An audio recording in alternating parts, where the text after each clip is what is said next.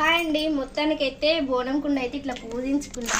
చూడండి నిండుగా అయితే ఇక్కడ వచ్చేసి అయితే చిన్నగా ఇట్లా అమ్మవారి కళ్ళు అయితే పెట్టుకున్నా అనమాట.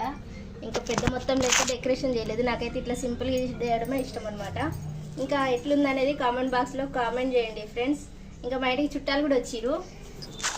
మా తమ్ముడు అయితే మటన్ కట్ చేస్తుండ్రు. ఇంకా మా వదిన వాళ్ళు కూడా వస్తారు అన్నట్టు, తీసుకురావడానికి వేయండి మా ఆయన. సరేనా ఫ్రెండ్స్? ఓకే, మరి వీడియో నచ్చితే మాత్రం ప్లీజ్ లైక్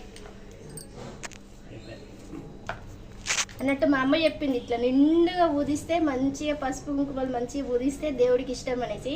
సో అందుకోసం అయితే ఇట్లా నిండుగా పసుపు కుంకుమలతో అయితే పూజించిన ఫ్రెండ్స్. ఇక మొత్తానికి అయితే అమ్మవారి బోనం అయితే రెడీ అయిపోయింది ఫ్రెండ్స్. ఇంకా శారీస్ అయితే ఇట్లా పెట్టేసుకున్నా.